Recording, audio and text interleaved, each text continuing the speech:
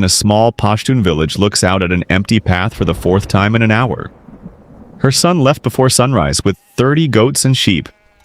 He has never once come home after dark.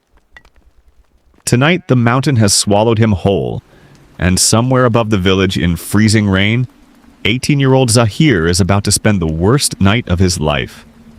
This is the high range above a small village tucked into Pakistan's northwest mountains, where the land doesn't roll.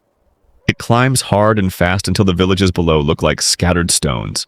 Families here have grazed animals on these slopes for generations. The peaks offer the best grass, the coldest streams, and every so often the worst weather with almost no warning. There's no cell signal past the first ridge. Past that point, a shepherd is on his own, guided only by memory and instinct. Zahir is 18, the second of 4 brothers, and the one his father trusts most with the herd.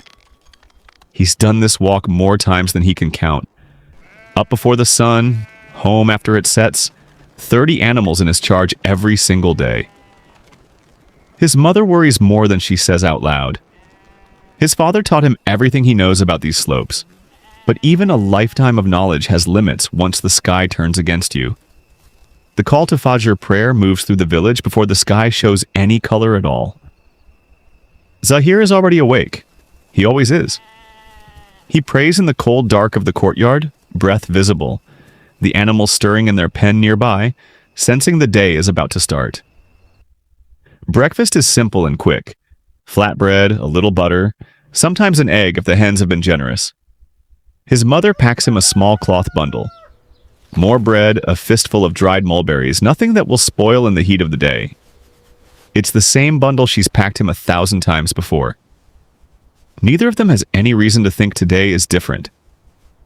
By the time the sun clears the ridgeline, Zahir has already left the village behind. 30 animals move ahead of him and around him. Goats testing every outcropping, sheep staying closer to the path.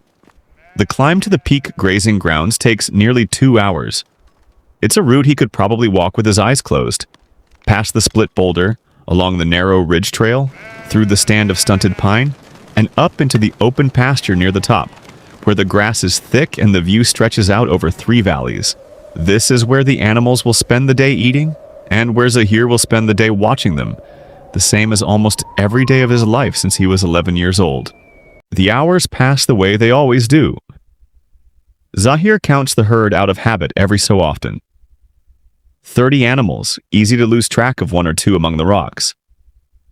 He eats a little of his bread around midday. The sky is clear, almost too bright, the kind of high-altitude blue that makes the whole range look close enough to touch.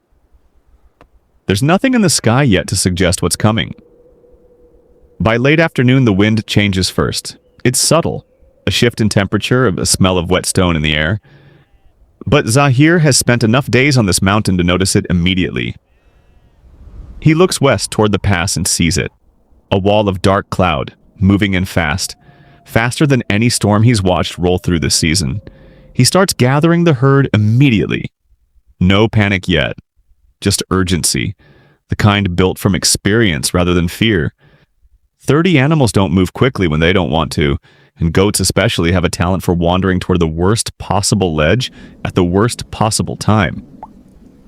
By the time he has most of them grouped and moving toward the path down, the first rain hits. Cold, hard, almost sideways in the wind. Within minutes, what was a clear afternoon becomes a wall of gray. Visibility drops to almost nothing.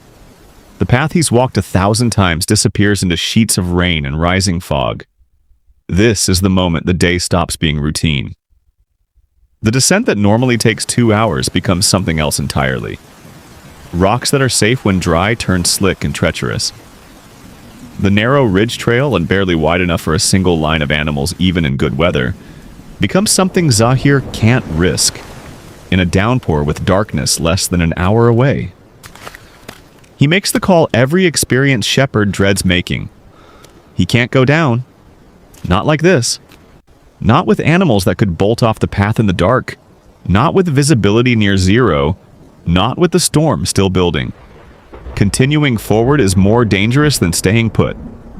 He finds partial shelter where the rock face juts outward, barely enough to break the wind, and pulls as many of the herd close to him as he can manage. The rest scatter into what cover they can find nearby. He has no fire. No dry wood exists anywhere on this mountain right now. He has the clothes on his back, soaked through within the first 20 minutes, and whatever is left of the bread his mother packed at dawn. The temperature keeps dropping as the light keeps failing. Darkness on a mountain isn't like darkness anywhere else. There's no ambient light, no distant window glow, nothing to soften it. Once the sun is fully gone and the storm clouds seal off even the moon, the dark becomes total. The kind where a hand held in front of the face disappears completely. This is when the fear stops being about the cold and starts being about something else. These slopes are home to the snow leopards and wolves, animals that move through this terrain far better in darkness than any person ever could. A storm-scattered herd, animals separated from the group, panicked, exposed, is exactly the kind of opportunity a predator waits for. Zahir knows this. Every shepherd in the region grows up knowing it. He starts counting the herd again, this time by sound rather than sight, trying to keep a mental tally of every bleat and shuffle around him in the black. At one point, a sound comes from somewhere below the outcropping. Not the wind, not an animal he can immediately place. He goes still. The goats near him go still too, which is somehow worse. Animals sense danger long before people do. When they stop moving entirely, it means something. He doesn't move for what feels like 10 full minutes, listening past the rain, past his own breathing, waiting to hear it again. It doesn't come back, or if it does, it's swallowed by the storm. This is the loneliest kind of fear. Not the sudden kind, but the slow kind. The kind that sits with a person for hours with nothing to do about it, except wait and stay as still and as quiet as possible. Down in the village, Zahir's mother has stopped pretending she isn't worried. He's late, hours late.